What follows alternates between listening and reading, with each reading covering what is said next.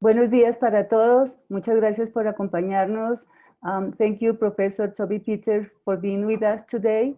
I'm going to present you and then I will leave you the micro. Toby Peters, he is a professor of Cold Economy at the University of Birmingham. Voy a hacer la presentación en español más bien. Es un investigador senior en la Heriot-Watt University. Es un advisor senior del Sustainable Energy for All. Es consultor para el Banco Mundial en Enfriamiento. Es asesor técnico para el Premio Global de Enfriamiento y es también profesor visitante de la Kyushu University. Su investigación se centra en nuevos enfoques a nivel del sistema de refrigeración y energía sostenible desde el punto de vista medioambiental y económico, tanto en el transporte como en el entorno construido. El objetivo de su investigación es transformar el pensamiento sobre el papel que el frío limpio, o el clean cold, tiene en la transformación de los mercados emergentes y abordar de manera sostenible la pérdida de alimentos después de la cosecha en las economías en desarrollo y la construcción de alianzas académicas y comerciales para el logro de este objetivo. Les recomiendo mucho los reportes que los pueden conseguir fácilmente en el internet. Sus recientes reportes, entre ellos están Clean Cold and the Global Goals, India's Third Agricultural Revolution, Retail Refrigeration, Making the Transition to Clean Cold, y A Cold World, The Energy Conundrum of Cooling for All. So, Professor Peter, thank you very much, and the audience is with you from now. Thank you. Thank you very much, and good morning. It's good afternoon over here in Europe, and I'm very pleased to be with you today. Economic and social development and the environment have to live together. We can no longer have one at the expense of the other. Rather, our aim has to be a world where everyone can live well and within the sustainable limits of our planet. And for me, cold sits right at the nexus of this challenge. Cooling is complex and it's far-reaching. It affects our health, our food, our education, labor productivity, urban heat island, to name a few.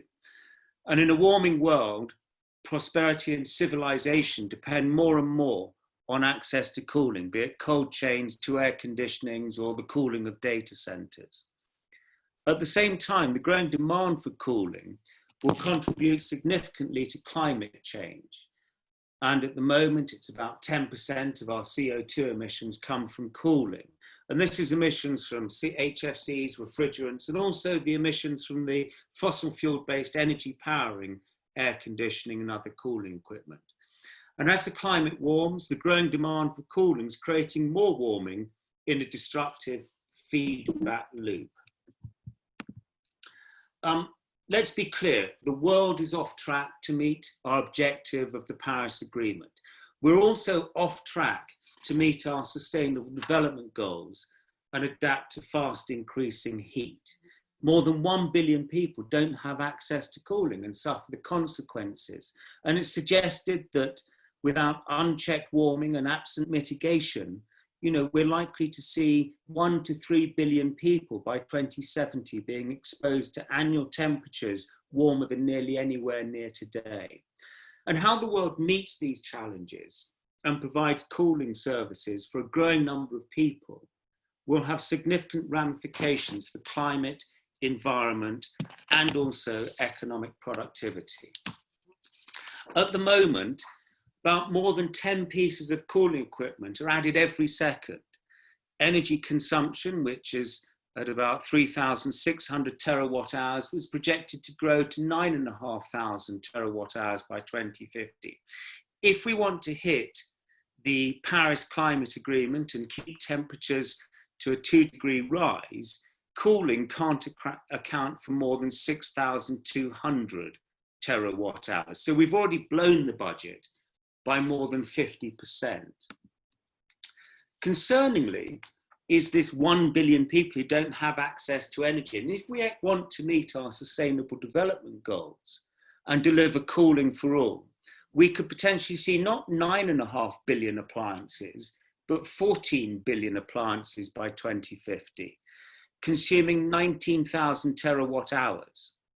But we still can only deliver 6,300 terawatt hours if we are going to meet Paris. So how do we squeeze 19,000 terawatt hours into 6,200 terawatt hours? That's the challenge we're facing. And there's another challenge which has hit us. Scientists are moving at unprecedented speed to develop and manufacture a vaccine against COVID-19. And this will likely be the single largest rapid vaccination effort in the history of public health. Potentially, we might have to vaccinate 5 billion people worldwide. And whilst the precise handling and storage cannot yet be known, it's very likely any vaccine will be dependent on a robust and cost-efficient cold chain. Universal vaccine access is already a major challenge in sub-Saharan Africa, India, and other markets, especially due to the lack of robust cold chain. We lose about 25% of vaccines, 15% of some areas, due to temperature incursions. So come back to that number of 5 billion people, add 25% for wastage, and we could be looking at over 6 billion vaccines required. So mass vaccination for COVID-19 in the next 12 months or 18 months will require a new approach to assess, re-engineer and build upon available cold chain logistics assets and systems to deliver the vaccines at a scale and speed never before considered, while still projecting existing immunization needs and meeting our climate goals. We can't embed dirty technologies which will remain in the system for 10 or more years. So, yes, we have here now interventions and they're important, but they're not enough. We have to go further. As one example, in 2017, more than 100 gigawatts of space cooling capacity in buildings was added. And that was the best year we saw for solar generation capacity, where 94 gigawatts was added. So even just the new demand of space cooling is outpacing our solar generation deployment. We have to rethink, how do we do cooling? The challenge, I think, is that when people talk about energy, they inherently mean electricity. And when they talk about energy storage, they mean batteries. And this blurring of concept matters because it fails to recognize some basic energy facts of life. A large slice of our consumption is in the form of thermal energy, and actually the fastest growing energy demand over the next 20 years, if not this century, will be for cooling. And that cooling would often be better served by energy carriers than electricity and batteries, a simple block of ice. We have to start thinking thermally. So we have to start recognizing that if we're going to transition a bus from diesel to non-diesel electric powertrains, that potentially in a hot country, 45% of the energy consumption of that bus actually is for the cooling load. And likewise for our food, 20% of a transport delivery vehicle using temperature controlled refrigeration, 20% of the energy consumption is actually to drive the fridge on the back.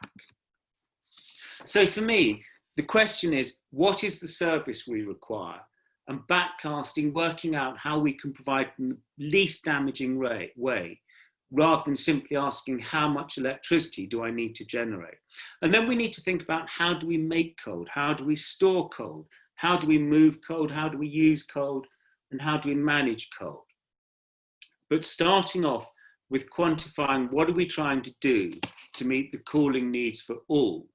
And recognizing not simply how do we make cold, but also how do we mitigate cooling demand and meet it through behavioral change, design, and all these other ways. And then thinking around, as we think about how do we make cold, how do we recognize the portfolio of free, natural energy waste resources to potentially help meeting that demand.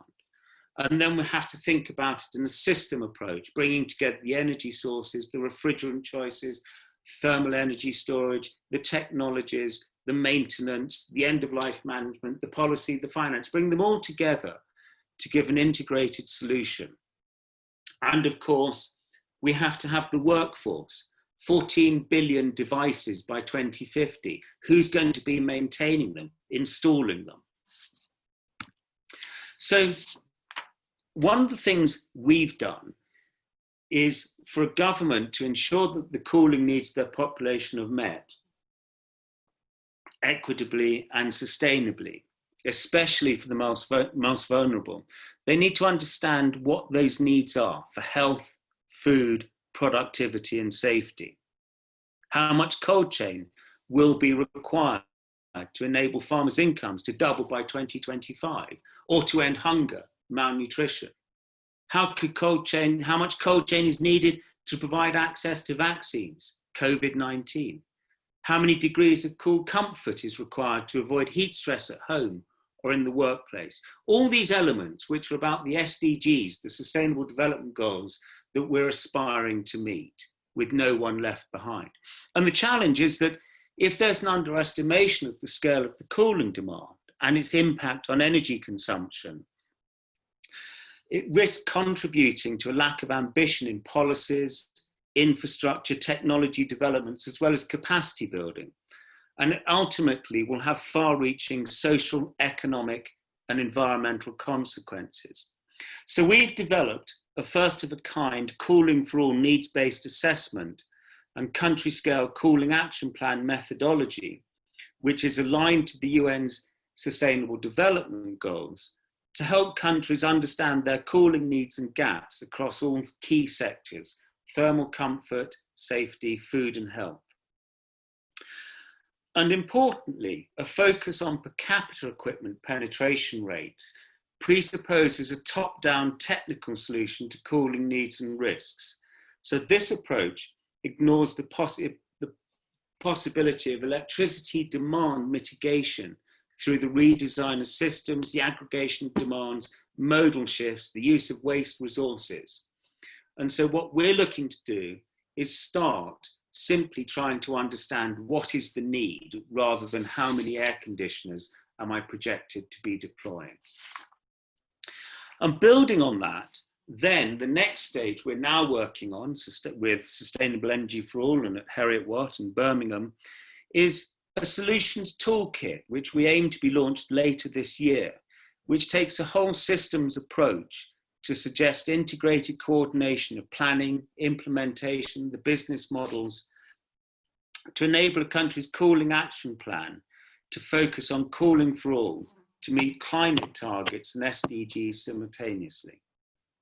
The first layer of classification we've identified is protect, reduce, shift, improve, and leverage.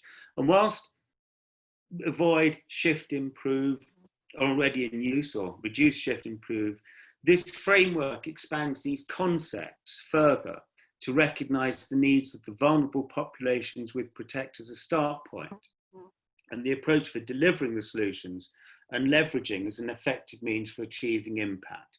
And key within that is optimizing. And whilst then there are a range of sustainable cooling solutions that we think can be grouped into 4 key categories, and those together it's how we can meet the needs and for cooling for all: technology, services, policy, financial. And while technology solutions are the first type of solutions that come to most people's minds, a combination of services, policy, and finance is essential if we're going to build the enabling environment for investment in more sustainable cooling solutions to achieve the long-term benefit. So in short, what we're looking at is a framework of 3 cooling needs: comfort and safety, food and nutrition, healthcare, 5 solution approaches, and then these 4 pillars that can actually give us a good solutions toolkit. The approach isn't prescriptive, but it's allowing for the nuances and differences across regions. and it allows to consider the economic, social, political, environmental effects and consequences. And equally, we're also working on a first-of-a-kind clean cooling assessment and audit to set the sustainability standards that are in line with the Paris Agreement on climate change, the Kigali Amendment to the Montreal Protocol, and the United Nations Sustainable Development Goals. So we can provide a series of questions by which cooling projects can be audited by stakeholders, including governments, planners, and banks. And the advantages, I think, of employing such an assessment include, among other things, understanding and meeting societal and economic cooling needs, mitigating the needs for active cooling, maximizing available resources, ensuring the long-term sustainability of projects, identifying the room for improvement, creating a long-term opportunity for lifelong advancement, but equally recognizing that we have to have step change, far-reaching improvements to see the reduction in energy that's required. So combined with a needs assessment and a solutions toolkit, my ambition is that this will help governments identify where the current regulations, monetary and fiscal interventions perform well, and where equally they need to be redefined and improved. And it can benefit project owners as being transparent about their actions in supporting sustainability, which will only boost reputation. And I think it will also encourage stakeholders to consider alternative clean cooling solutions. And recognizing that clean cooling can be achieved through cooperation and collaborations rather than individual efforts is crucial, I think, to creating an economically, environmentally, and socially optimal cooling system that harness waste resources and synergies between the subcooling systems. And that's why we're taking this systematic approach to cooling, going back and using those 7 stages of planning cold, making cold, storing cold, moving cold, using, managing, and financing. And each of those will be assessed against 4 pillars. The 4 key pillars for me, which are social well-being, environmental integrity, economic efficiency, and resilience. And we're aiming to launch this alongside the solutions toolkit for peer review in the autumn.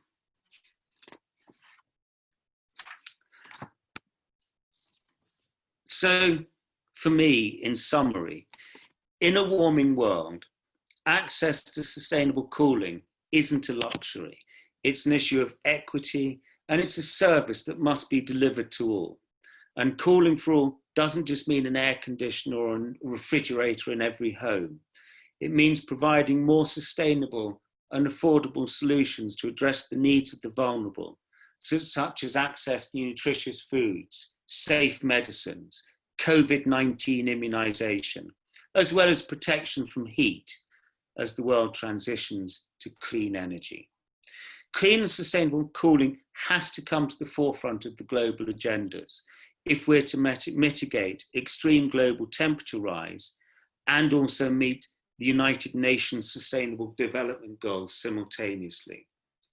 And with the threat of rising temperatures, I don't think there's ever been a more urgent time that we need to tackle the issue of cooling sustainably. To do this, we have to work globally and collaboratively across all sectors to launch the strategy to enable cooling access for all. It does require a holistic systems approach. It does require us to understand the size of the challenge, the system thinking. It's about thinking thermally. We have to have audit and compliance, support for innovation, and leadership. And with those, I think we have a chance, as I said, to deliver cooling for all and Paris at the same time. Thank you very much.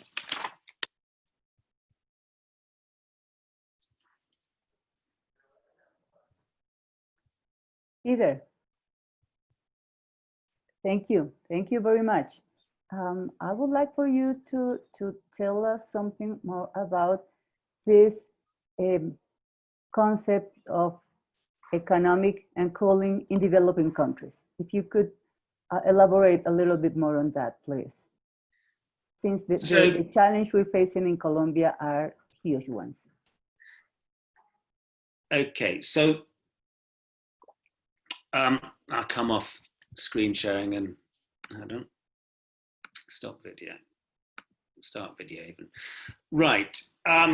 So historically, over the past few years, as we've driven the cooling debate up the agenda, there's been a big focus on the issue of cooling and climate change and air conditioning and the growth of air conditioning. But once you start looking at the Sustainable Development Goals alongside the issue of Paris and refrigerants, you realize that one of the big challenges is that we lose 40% of our food in many countries post-harvest between the farm and the market. So for me, one of the big areas we first of all have to focus on is actually the cold chain. How do we move the food from the farm to market? How do we create distant market connectivity to empower and economically enable the rural farmers? And within that, we have a really interesting challenge. It's a three-part challenge. On the one hand, we have to feed the world, 10 billion people by 2050. On the other hand, we have to protect the smallholder farmers in many countries who have less than 2 hectares of land. You know, the 500 million smallholder farmers who we are dependent upon for our food chains, but equally are very much part of the local and rural economies. And at the same time, we have to do that without using diesel. So for me, this is the key challenge, is how do we deliver clean and sustainable cold chains which can meet the needs of farmers? And the issue isn't just simply about technology. We can keep a tomato, fish, we can keep these products cold. It's about the business models to enable them and give them access to the subsistence and low economy farmers. So particularly, how do you servitize and use cooling as a service to provide those technologies and create distant market connectivity, which is where you will get the value back to farmers. And the other thing also is, another area which is really important, is productivity. Heat and the lack of cooling massively impacts productivity. So these are two areas where we're seeing a change. It's not just about the air conditioning in flats, in urban centres. It's very much around the cold chain and the rural cooling for the farm to fork opportunity. I know that you have a study on India's cold chain. Can you tell us something about it? What you have seen, probably an example or good practices, best practices that we could follow in Colombia? So what we're looking to do in India, and also we're doing a similar project in Africa, is look to set up centres of excellence where we can support farmers with knowledge transfer, capacity building, business model development, as well as technology. And you need all these elements. It's not simply about deploying a piece of technology. It's understanding how I can make that work to increase the economic opportunity, and specifically within that, how having cold chain and cooling allows me to unlock opportunities which otherwise wouldn't exist. So I can use the knowledge from retailers to decide what to grow. I can transition to high value crops which require cooling. Equally, if I have cooling, it allows me to bring secondary agriculture, food processing back to the rural community. If you think about it at the moment, you know, without cooling, you can't, you have to ship live animals, you can't process them at the farm, and therefore you're shipping a lot of dead weight, or you don't have the ability to process milk and sell yogurt or other high value products. So what we're looking at is not simply demonstrating here's a cold store, is actually providing the whole holistic service to the farming community to help them aggregate as farmers into cooperative groups so that they can use the cold chain more efficiently and create the business models, right the way through to provide the servicing and the training to maintain it. That in itself is incredibly important. How do you maintain these pieces of equipment which become central to your economic opportunity? So for me, that's really what has to be done, is not simply focus on the technology, is look at the whole knowledge required to unlock the opportunity that technology can deliver. It sounds like we need a good leadership, and as you mentioned, we need to work collaboratively.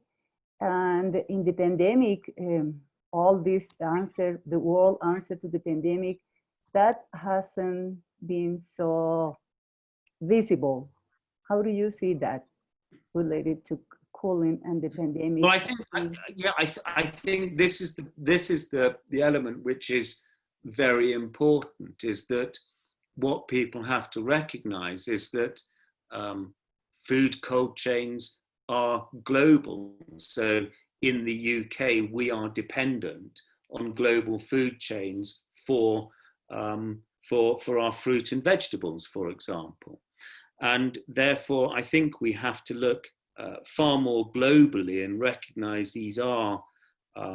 this is about moving products cross-border rapidly and maintaining temperature. So, COVID-19, I think, is going to be, and I'm doing a lot of work around this, is a very big challenge. Not simply how do we manufacture the vaccine, but how do we move the vaccine from the big manufacturing plants right the way to the remote rural communities in Colombia or Africa or wherever it is. And so we have to bring together all these pieces of equipment, from pallets on the planes to the vehicles, the warehouses, right the way down to the health worker on a motorbike with a micro chiller on their back, carrying it out to the farm.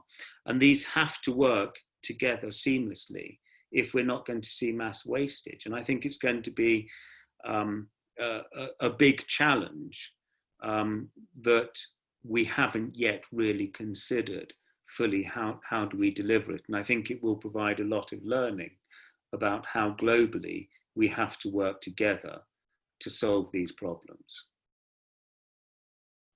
I find very interesting that you say we have to think beyond technology, because you are in the middle of a guild of engineers, and we're not used to working interdisciplinary. We're not used to working with some disciplines, social disciplines even. And it seems like a big challenge to think beyond technology and to understand the big need that we have for developing the cold chain, or developing cold chain and sustainable cooling for everyone. Yes, it is a big challenge, but you see the start point, this is what I'm trying to say. The first question is understand the need. If you look at it, a lot of countries are advocating we have to deliver access to electricity to everybody. Actually, what a lot of people need is they don't necessarily need access to electricity, they need access to cooling. And once you understand the need, you then might use different technologies to deliver it. Or indeed, you might start thinking about, how can I mitigate the demand? How can I provide natural shading with trees to reduce the demand for cooling, rather than simply how can I create a more efficient air conditioner? How do I get rid of the need for cooling? How do, putting doors on chiller cabinets, or, as I said, trees using natural ventilation. So the first thing is to actually understand what's the cooling demand, what's the service I'm trying to do. Can I use modal shifts? We're seeing people, instead of using transport refrigeration vehicles to move blood in Africa, they're using drones. And because that 20-minute journey on a drone, you can just use a little insulated pack. You don't have to use a 4 or 5 hour journey on a transport refrigeration unit burning diesel to keep the product cold. So for me, the start point is the need. And then alongside and then within that, you can then also start thinking about different ways that you make cold and you move it. So if I want to keep products cold, do I use a battery, or do I store it in liquid nitrogen, liquid air? Do I store it in blocks of ice? And within that, then you then start looking at the economic model,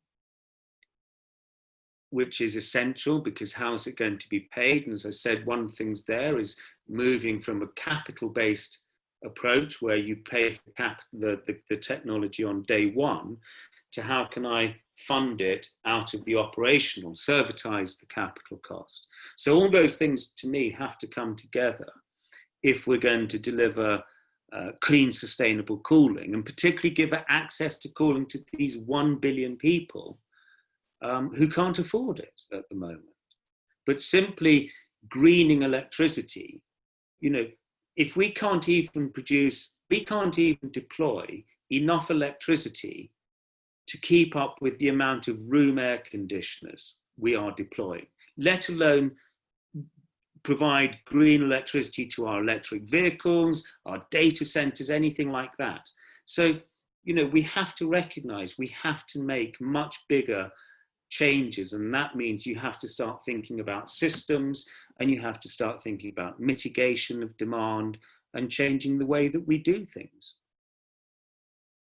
Yeah, it's very interesting that you mentioned identifying and understanding the needs. And it is related to the project we're developing now, along with the IFC, which is the following conference after years.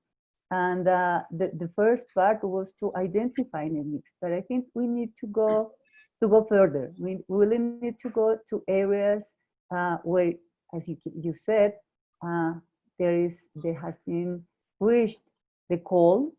So we need to think more on our needs and identifying them and understanding them. Absolutely, because unless we do that, we'll end up with a very big gap in our projections.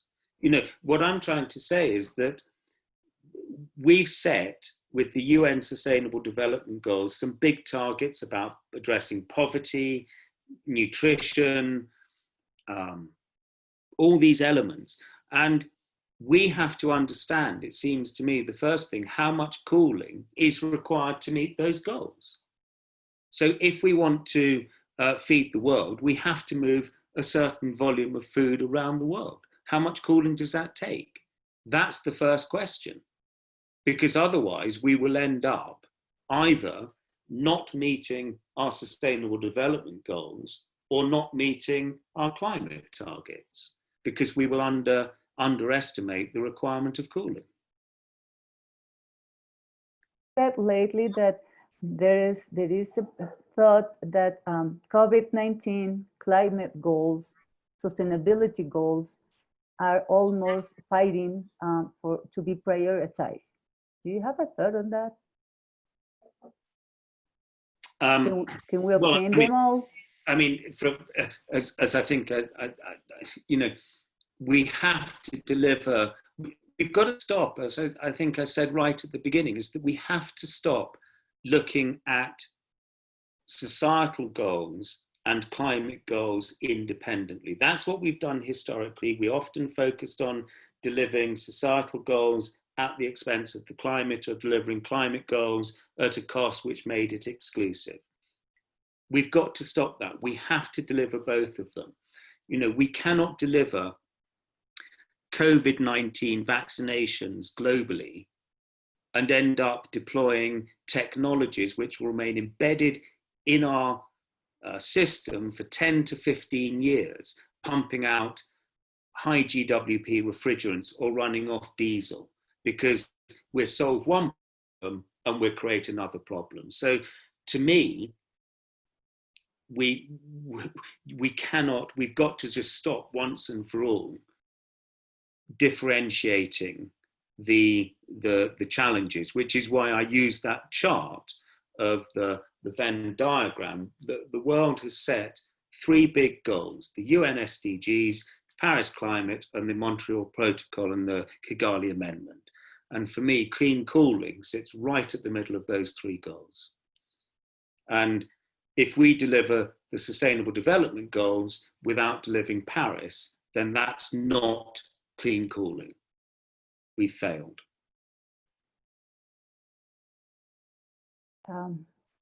Finally, I would like for you to give us some words on what the future of the clean cooling might be for developing countries.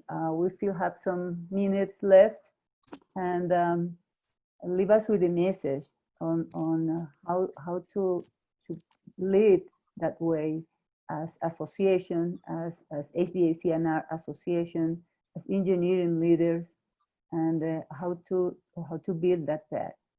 Well, there are 2 things. First of all, there are probably 3 things.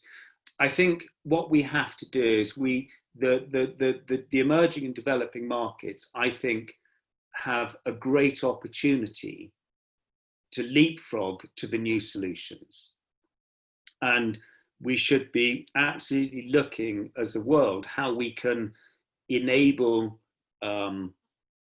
technology to be deployed which is the most sustainable, and not use it as a not use the developing world as the dumping ground for the least energy efficient, the worst GWP refrigerants. We should use it as the opportunity to leapfrog to clean technologies. And I think one of the things I find really interesting is the Global Cooling Prize. The Global Cooling Prize has demonstrated that whereas the industry was talking about incremental improvements, they've demonstrated that if you set a challenge, the industry can go from incremental to an 80% reduction in energy requirement in air conditioners. So it tells me that we can deliver these goals if we want to. And so I think the message to me is that we should look to leapfrog to the cleanest solutions. We should aspire to technologies which meet the challenges required, which is an 80% reduction in energy demand. But the start point has to be understanding what are the needs. We've got to get our hands around how much cooling do we require if we're going to deliver our sustainable development goals, which we've all set out and signed up to. Again, we're reinforcing, identifying and understanding our needs. Has to be the start point, and then pushing to the highest possible technologies rather than the lowest incremental improvement. We have to remember that cooling technology, lasts 10 to 15 years. So those technologies which we embed in the market today are going to be there in the 2030s. So what we deploy today will determine whether we meet our 2030 targets. What we deploy from 2035 to 2040 will determine whether we meet our 2050 targets. And the other thing, I think the other area, which is engineers, it's really important to focus on. The final thing I'd say is that we have to recognize the importance of skills in designing the systems and maintaining them. All the figures I've talked about, all the figures everybody talks around of energy consumption of cooling are based on the technologies delivering their plated performance standards. we know, all of us, that these technologies without maintenance can run at 25 to 30% less efficiency. So that figure of 19,000 terawatt hours can actually go up to 25,000 or more without the maintenance. So we have to think about, if we're deploying 10 pieces of equipment every second, you know, are we making sure they're deployed and installed properly, and who's going to maintain them? Right, the task force. It is something that EXPOACAIRE has been working on for years, and we haven't achieved a lot, but we have achieved some, and we understand the importance of disseminating information, bringing information, and having people ready to work, for example, with natural refrigerants. Yeah. We have projects on that, but we still lack of enough task force for the goals we have set.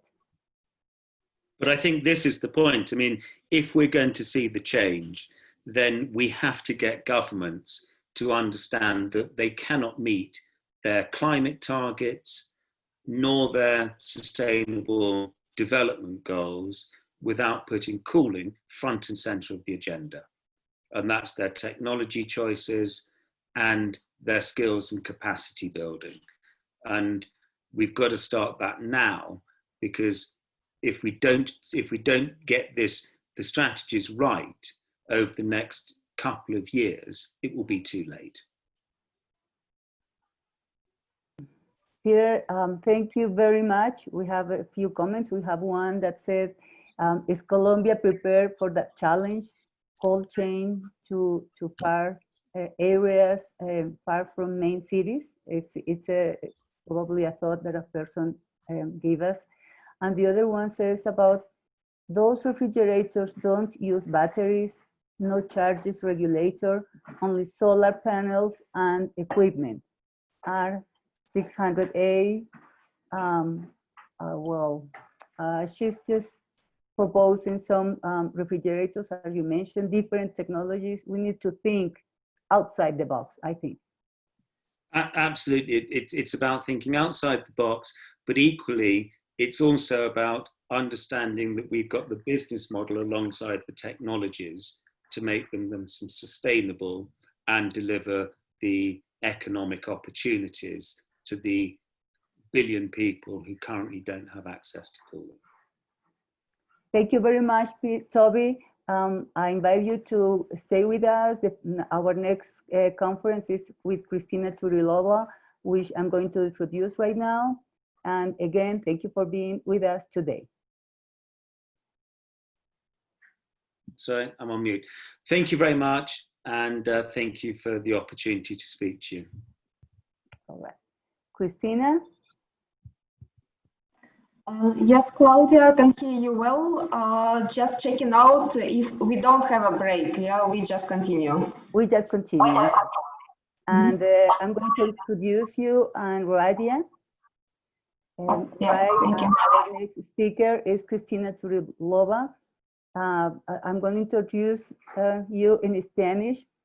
Cristina lidera en el IFC el proyecto TechEmerge Enfriamiento Sostenible para Latinoamérica, en el cual se está trabajando Colombia y México, y EXPOACAIRE es el aliado en Colombia. Ella trabaja en el Departamento de Tecnologías Disruptivas del IFC. Tiene cerca de 20 años de experiencia en finanzas internacionales y sostenibilidad. Ha trabajado en muchos sectores en Europa, Asia, África y ahora en países de América Latina. Su formación está relacionada con economía y relaciones internacionales y es originalmente de Rusia. Nuestra compañera que va a estar con Cristina en la conferencia es Radia Jihan Ghizani. Ella es la líder global de innovación del programa TechEmerge que Cristina nos va a presentar ahora y es originaria de Túnez. Tiene una formación en ingeniería y ciencias de los materiales y ha trabajado con el IFC por cerca de 14 años.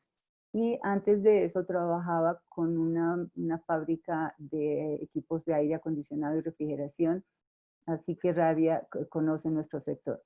Aquí nos dice Radia que le gusta cocinar, el karate y yoga, así que tendremos mucho cuidado con Radia. Okay, so Christina, we're with you. Please go ahead, and thank you very much for being with us. Same Radia, thank you very much for being with us today.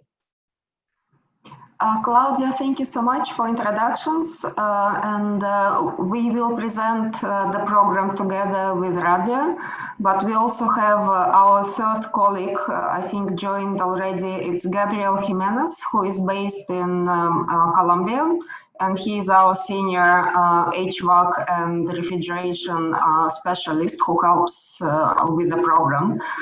As Claudia has mentioned, we are working very actively with EXPOACAIRE, in partnership with EXPOACAIRE in Colombia specifically. And the fantastic presentation by Toby before us, I think, outlined why cooling is important and why actually dealing with cooling is important now. And also like few key things about that it's not about technology, but it's also about business models. So IFC is running now the program, which is actually aimed to help to solve some of the issues and bring to the actionable items.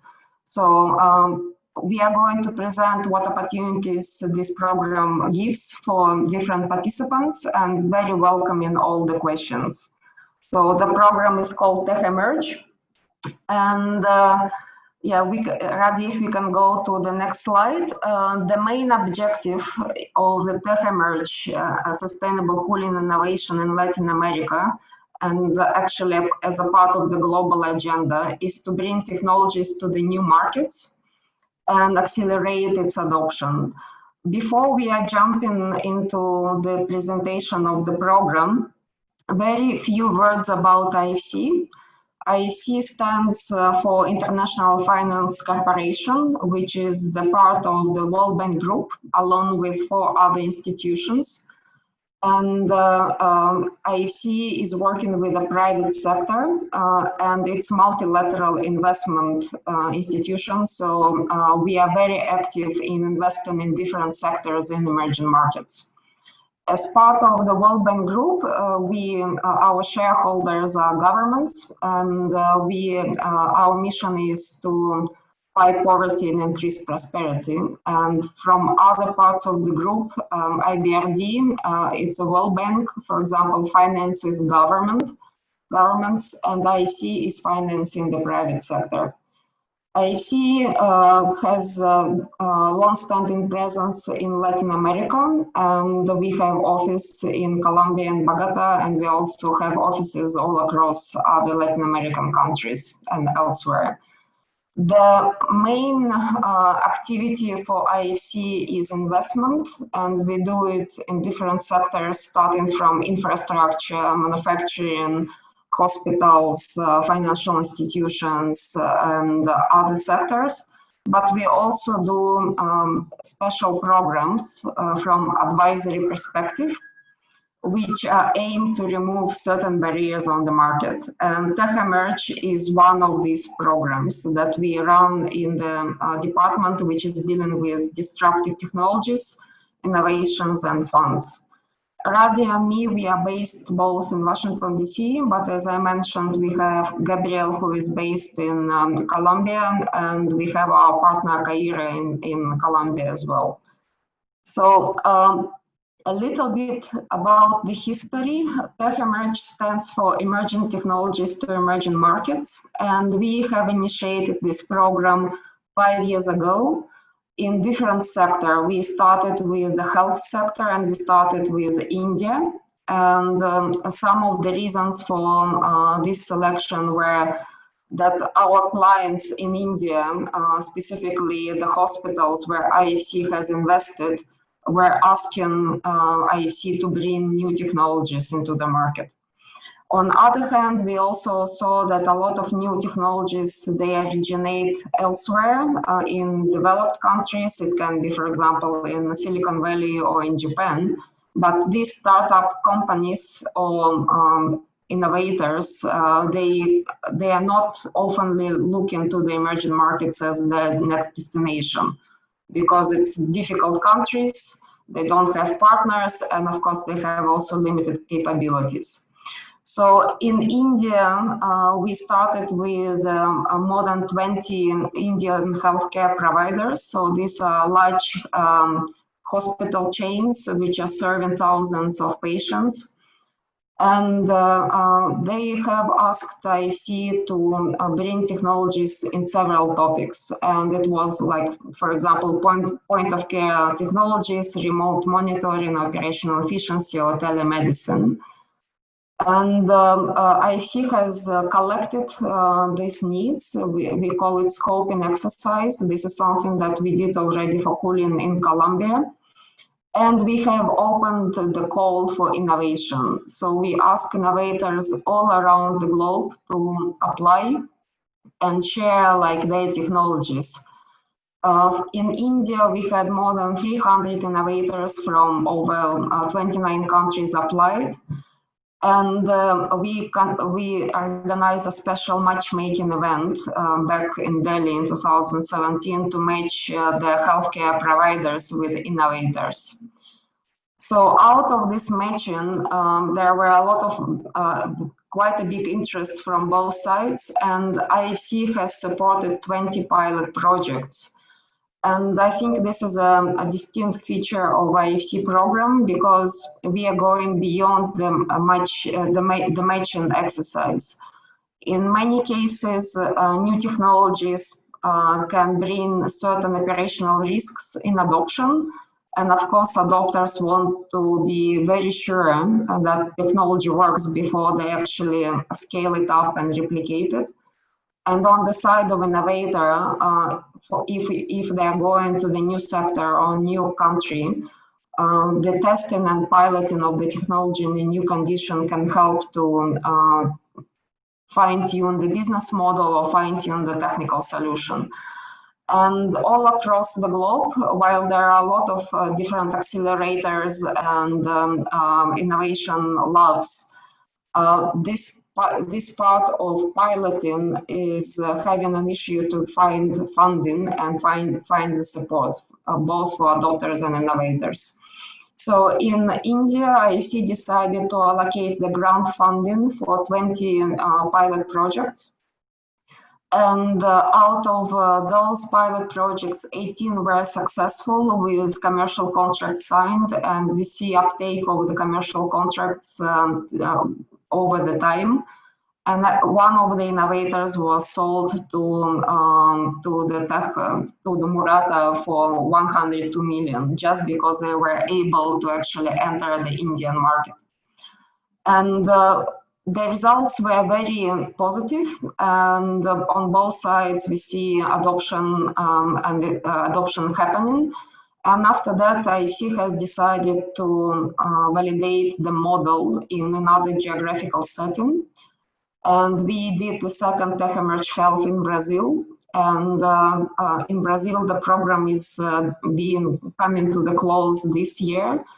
And we see the similar numbers. We had more than 25 healthcare providers joining, and approximately 300 innovators applying, and IFC also supporting over 20 pilot projects. And we expect similar results, what we saw in India and Brazil as well. Back in January, we also started to expand it to another continents, and we expanded the health project into sub-Saharan Africa, and started with the East Africa from Kenya and other countries. So this program is running, and it will run for another 2 to 3 years.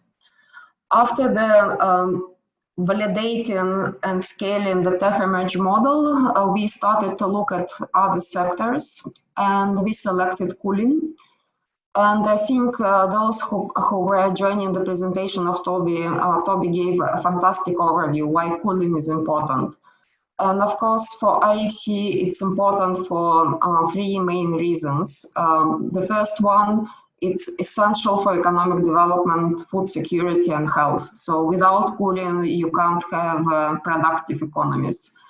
If we see the situation without cooling, we can see the post-harvest losses, so we can see the spoiled vaccines, and we can see the slow economic development. So if we are going to the next slide, and then, but if you want to bring cooling to the places where it's not available, then we are having another problem, and we have the problem that cooling contributes to the climate change and climate change footprint, and it's already like huge percentage of the global energy is consumed by cooling. So if we are going to bring the cooling services to where they are needed more, this consumption, if we do nothing, will triple. So, and I'm not going to repeat what Toby has presented, but this is a great and actually a big challenge, how you can ensure economic development, but also ensuring that climate change is not happening. The good news is that innovation can be a part of the solution. And if we are looking at the efficiency of the technology, we can see that we can contribute to mitigating climate change. And if we are moving to the best technology and new innovation, we can actually curb it even more down. So that was the rationale why IFC entered into the cooling space. And the main objective of the Tech Emerge in Latin America is to match innovators from all around the globe with leading companies and pilot and scale this innovation. And when we are speaking about innovation, we are speaking about three areas. We are speaking about technologies, we are speaking about equipment, but also business models and solutions. So basically, the program is trying to bridge several gaps. The first, it's increasing awareness of what opportunities are available in Latin America and what tech solution exists. Then it also bridges the gap of matching and the right adopters with the right innovators, and also helping through the pilot phase how to pilot and adopt a certain level of technology. Next slide. So we also have a question why Latin American cities, and in our case, the program will focus with Colombia and Mexico. Few key reasons why we selected the first for cooling this region is, of course, climatic conditions and highest level of urbanization that we can see. Around 70 to 80% of all economic activity is already happening in cities in Latin America, and that will be also growing. But on the other hand, we know Latin America is also a hub for innovation. So there is a big appetite and also much more agility and flexibility to actually try and test and adopt new technologies. From the climate perspective,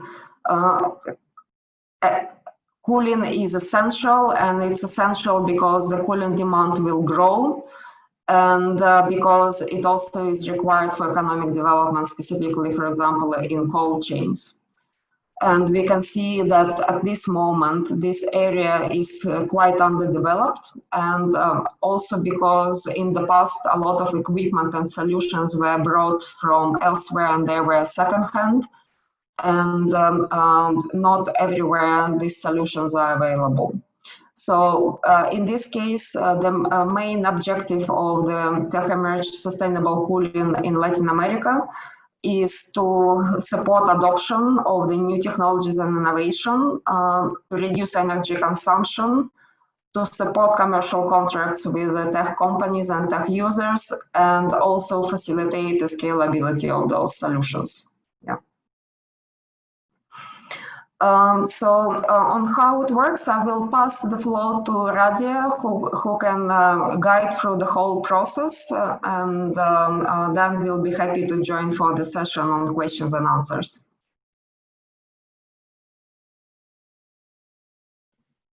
Okay, thank you. So recently a call through our Tech Emerge website, and we also communicated through emails and through direct communication, and also through newsletter and through our partners such as EXPOACAIRE on this competitive process that we just issued. How it works, I will give you a little bit an overview of the full process, a little bit more in detail. But just quickly on the objectives. So this is an open call that will be open until September 18 for innovators to apply and to get selected through a panel of selectors. And then, as Christina mentioned, and as we did with the health sector, is to match make innovators to adopters. So these are the areas of opportunity that our team, through meeting with adopters and through meeting with associations and the sector that identified there are the needs or the verticals in terms of the need for cooling in Latin America. We are targeting Mexico and Colombia at this point in time for our pilot. So the first vertical you can see is in the building. The property manager and developers, they need energy efficient air conditioning, such as, in the HVAC, etc. And here we just mapped a little bit the adopters that are underneath there. The second vertical is in terms of temperature controlled logistics. And Toby Peters already mentioned about the crucial need in the retail chain, logistics and pharmaceutical to cover this vertical. So the third one is in terms of the retail and supermarket. So big chains, for example, need more energy efficient refrigerations for the food cabinet and on their premises as well, and also managing cold. So in terms of reducing the need for cold, managing cold, and also more efficient cooling. So the fourth vertical is the scalable SME solution. And in terms of multiple sector need there. And the fifth one is also in terms of training and capacity building. So Christina, any comments on these verticals? Mm-hmm. Yes, just like thanks, Radia. I think we met few adopters who already subscribed to the program, and at this moment we have more than 35 of companies in Colombia and Mexico interested in the solutions. So the open call, which was open 2 weeks ago, will concentrate on finding innovation in those areas. And I think what's interesting about these verticals is that you can see that we are looking to the adoption of both technologies and more efficient solutions from technical perspective, but also, as Radia has mentioned, also on the data management and management of the cooling demand and supply through sensors, IoT solutions, and big data analysis. And we have two innovative areas on SME solutions, for example, for the farmers in the fresh markets, which need to have a mobile and small and cheap solution for cooling. And on training and capacity building, thinking how we can leverage new tools like virtual reality or distance learning to ensure that technicians can get the up-to-date knowledge and being trained regardless of the distance. Yep, Radia, back to you. Thanks, Christina. So just to walk you through what I mentioned previously in terms of the full process of our Tech Emerge and how it works. So initially, the first phase was the assessment, and our teams went on the ground in Latin America to assess the challenges, these 5 verticals that Christina was just talking about, and also the 35+ adopters. Then the second phase, which we just launched, is really the sourcing with the open call that will be open until September 18. And we hope to have many innovators that will be answering the call and applying for the program. The third pillar in the process is the selection process. So we will be working with independent experts who will be assessing these proposals that we're going to receive from the innovators on certain criteria that I'll mention a little bit later.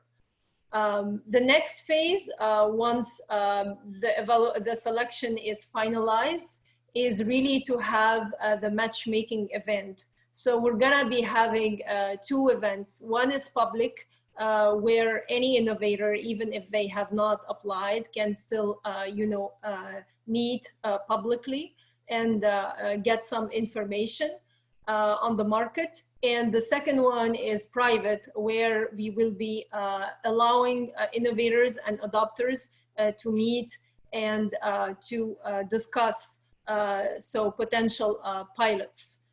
So the next phase will be the piloting with the support of the selected innovator and the participating organization and adopters to test those technologies locally in Mexico and Colombia. And finally, if the piloting phase is successful, then we hope to move then in that case to the commercialization phase, where the innovators will decide to enter into a commercial contract with the adopter. So if we take this, the third phase of the process, which is the selection that I just mentioned, then we will be basing our selection, our panel of advisor will be basing the selection on these criteria. So one is the priority will go to proven products, installed in at least one commercial setting, but not only that. So compared to the health sector, well, the product needed to be fully commercialized, as Christina mentioned. In the cooling sector, we are already considering innovations at TRL 5 and 6, and that's in terms of prototype system tested in intended environment, with close to expected performance. So that's kind of the definition of the entry. And then we are looking at all the technology readiness level until the full commercialization. So these will be considered in the selection process. The second criteria is the size of the company. Typically, we are looking for SMEs that will be less than 50 employees and less than 100 million in venture capital funding. So the third criteria is meeting the cooling needs in Latin America, business and municipality. And as Christina already mentioned, there's some of those adopters that we were looking for, and some of those verticals, such as retail and training and so forth, that we are looking into. And the fourth one is demonstrated managerial capacity and scalability. And the fifth is the ability to dedicate time to this program to work on the pilot together with IFC and the adopters. So again, as I mentioned, the selection process in itself, one is done by independent panel of experts. The second is equal weighting to the application sections. We're not gonna go into the detail. Maybe if you have specific questions, we can answer them later. But in a nutshell, the application section will be the company profile, the product description, the key technologies that you are bringing, the solution, and the interest in LAC, the delivery model for Latin America, and also the question about if a local partner is needed if you are not, or you don't have representation in either Mexico or Colombia, and you will need a local partner on the ground. So we just listed a couple of, answers to some of the general or frequently asked questions here. Someone is in terms of piloting during this difficult time of COVID. So as we mentioned, IFC is right now putting together a cohort of local delivery partner to support innovators and adopters to implement these pilots. And as Christina mentioned, unlike the TechEmerge Health, where there was no issues there to do a face-to-face matchmaking, the matchmaking that we are planning to do in November will be a virtual platform matchmaking. So any limitations on how many themes to apply to? No, meaning if you have more than one interest in more than one vertical and you have more than one technology, you can apply for both or even more. The grant size, we have a pool of 1.5 million grant pool, US dollars for this piloting. We hope to have around 10 pilots, but we don't have a pre-allocation by theme or adopter right now. So it will really depend on the pilot at that point in time. So what are the benefits for you as innovator to have this? So access to Latin America market, access to this pool of funding that we just talked about, and also guidance from the TechEmerge team and global network of advisors to develop this pilot. And also Christina mentioned what IFC does, the International Finance Corporation, in terms of also our investment portfolio. So potential also future investment with IFC. So these are just our contact information in case you have any questions on the program, and we just open the floor for questions now. Thank you. Thank you, Christina, and thank you, Radia, for the presentation, for your comments. And I would like to ask Bolivar, which is the ACAIRE's technical director, to do in Spanish, just to tell us why is it important for ACAIRE and for Colombia, this project, and then we'll be open to questions through the chat, or otherwise we'll be here for you. But Bolivar, if you could just reinforce why is this important for Colombia, for ACAIRE, for our sector, for all the people in around this area. Buenos días para todos. Gracias primero por asistir al evento. Básicamente esto es una oportunidad para un mercado que nosotros hemos visto que está en crecimiento en múltiples factores, que hemos querido innovar, que hemos querido implementar nuevas tecnologías, pero que gran parte de esos cambios de tecnología no se dan, simplemente en la mayoría de los casos porque no hay un financiamiento. Entonces, este programa aparece como esa oportunidad para cerrar esas brechas de financiamiento. Lo comentaba Radia y Cristina, hay unos recursos para ejecutar unos pilotos para ese tipo de proyectos, y en este sentido es una oportunidad para todos nosotros de implementar esas tecnologías que a la fecha no hemos podido implementar por ese vacío. Entonces, lo vemos y hacíamos la referencia a que hay múltiples opciones para generar innovación en estos tipos de sistemas de enfriamiento. Si lo vemos desde el punto de vista de de aplicabilidad. Hay soluciones que son escalables, que pueden ir creciendo a medida de que, el usuario que consume el equipo de enfriamiento crece. La implementación de soluciones con energías alternativas, ya sea a pequeña escala con energía solar o a gran escala como los distritos térmicos. Mejoramiento en todo sentido de los materiales constructivos de todos los elementos de estos sistemas. Cargas térmicas, el ajuste y el correcto dimensionamiento de los equipos y el ajuste exacto, que muchas veces la eficiencia energética se va a punto de vista de qué tan acertado es la carga térmica de nuestro usuario final. Y otros asociados, por ejemplo, ya al control de fugas y de sistemas o específicamente a cómo yo debo verificar esas condiciones para reducir las emisiones directas de refrigerante. Entonces hay múltiples oportunidades. Esto es un escenario con el cual vamos a tener múltiples aspectos, y aquí aparece todo el sector como un gran actor. Es una oportunidad de nosotros crecer, de proyectarnos frente a los usuarios finales. Y con eso, pues, arquitecta, creo que respondo la pregunta.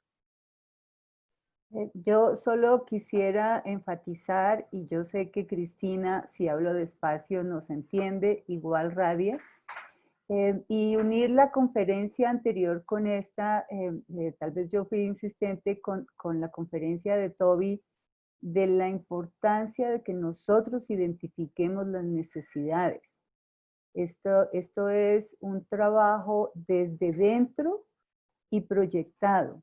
Es no solo identificar, no solamente pensar en cuáles son esas necesidades, sino también proyectarse y ver cómo nosotros podemos resolverlas. Creo que esto de identificar necesidades, que ya lo mencionaron Radia y Cristina, es el paso 1 de este proyecto, o fue el paso 1. Aún tenemos unos días para que, si hay adoptadores y empresas interesadas y tienen una necesidad identificada, una necesidad ya vista en términos de enfriamiento, pues se comuniquen con nosotros. Yo creo que la anterior conferencia también nos abrió este panorama de llegar a zonas rurales, de cómo garantizar este enfriamiento para todos, cómo garantizar la cadena de frío, y también lo decíamos antes, es pensar un poco fuera de la caja y pensar como innovadores. I don't know, Christina, if you want to add something, or Radia. Probably not at this point. It will be interesting to hear back from participants, at least like what's the practical interest in the program.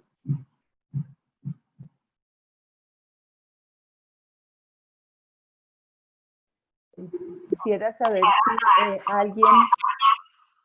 si alguien en la audiencia tiene dudas o tiene preguntas para Cristina o para Radia, que nos las hagan por el chat. We still don't have questions. Yeah, maybe also if anyone, because it's in English, if anyone wants to have more details in Spanish, we can provide like answers in Spanish as well, so that participants can be encouraged. Bien, también pueden hacer las preguntas en español. Aquí estamos para resolverlas. Tenemos el apoyo de Cristina y de Radia en este momento, pero si quieren hacer alguna pregunta, si tienen alguna inquietud, por favor, adelante. A cualquiera de las personas que está en la audiencia, yo veo que hay personas del sector, hay algunos de los que ya son adoptadores. Si tienen inquietudes, pues adelante, y si no, de todas maneras, ya saben que cuentan con nosotros. Aquí hay una pregunta, ya la miro. ¿Las universidades podrían aplicar en distrito térmico? The question is about district, thermal district, if universities could apply. But for district cooling, they are asking. Yeah, got it. Yeah, thank you, Gabriel.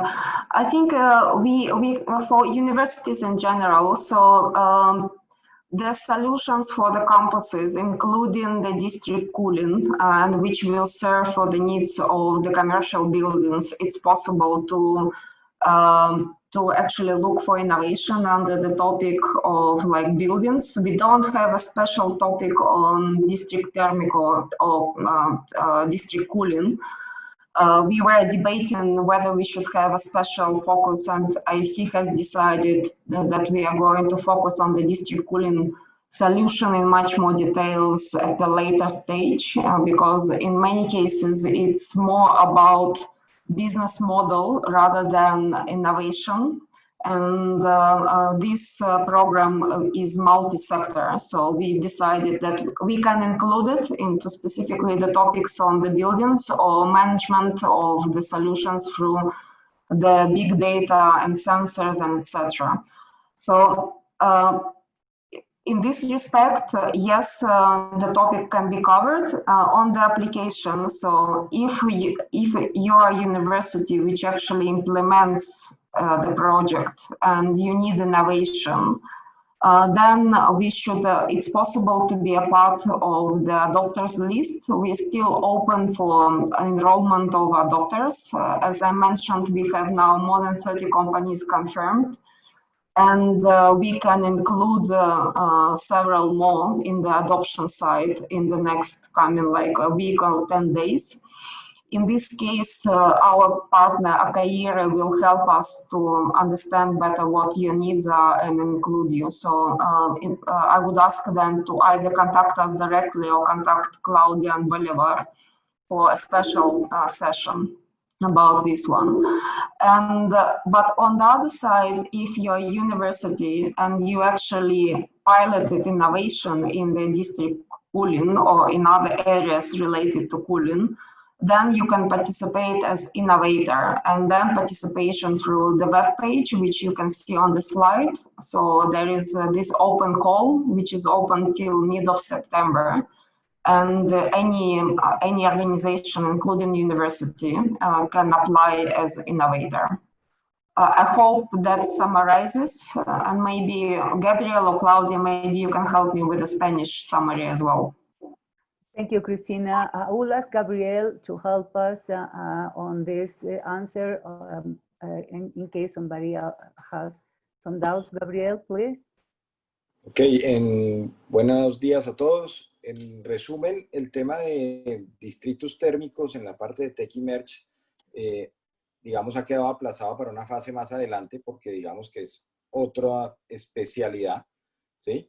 Sin embargo, lo que decía Cristina, que por ejemplo en el caso de las universidades pueden aplicar también en el tema de innovación. Hay universidades que tienen ciertos desarrollos en la parte de los posgrados o en la parte de las maestrías que están haciendo desarrollos en temas de refrigeración y aire, que podrían estar atentos a esos llamados de innovación y participar como innovadores.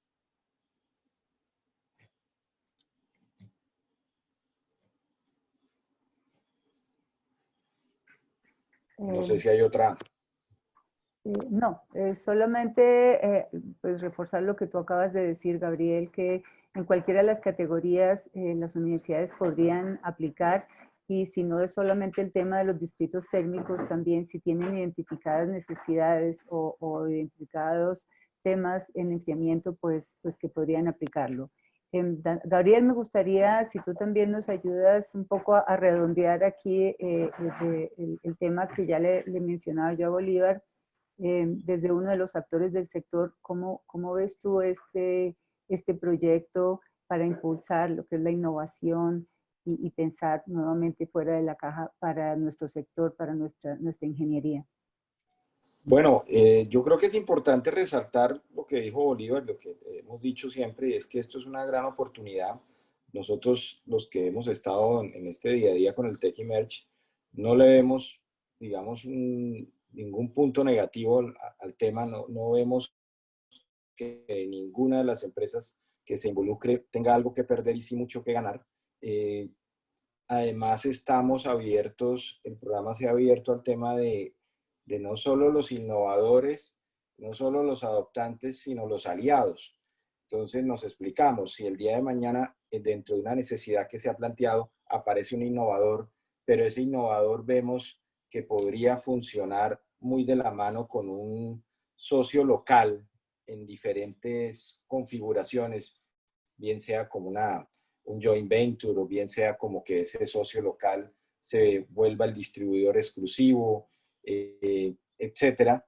Esa posibilidad también está abierta. Entonces, hay una oportunidad muy interesante para las empresas locales para ver qué es lo que está pasando en Tech Emerge, involucrarse y del día de mañana participar. Si de pronto en este momento no es tan claro cómo puedo participar, hay muchas empresas que podrían encontrar una oportunidad como aliados de innovadores que aparezcan el día de mañana de latitudes que hoy de pronto no estamos vislumbrando. Me explico, en el mundo generalmente en nuestros países miramos mucho pues Estados Unidos y ciertos países de Europa, pero el mundo es mucho más que Estados Unidos y ciertos países de Europa. En el mundo están pasando muchas cosas, en África están pasando cosas, en Indonesia, en Australia, y eso es lo que quiere el programa también traer.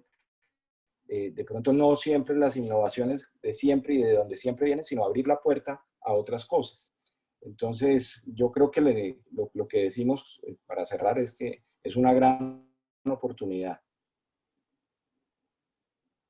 Muchas gracias, Gabriel. Okay, Christina and Radia, thank you very much for being with us today, for accepting the invitation to be part of this EXPOACAIRE and Congress virtual.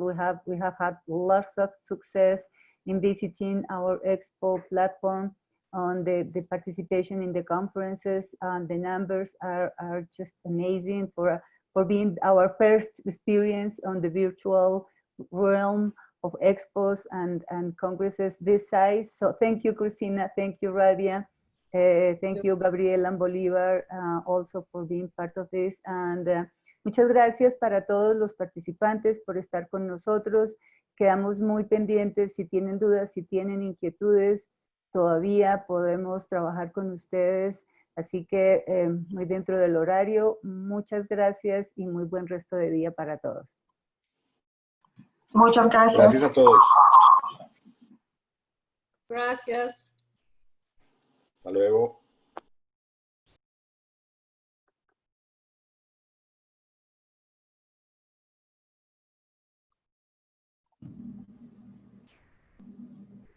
Los invitamos a todas las personas que se encuentran en esta sala que nos acompañen ahorita a las 12 del día a la conferencia Documentos Técnicos Orientativos de Calidad de Aire Interior para el control del SARS-CoV-2.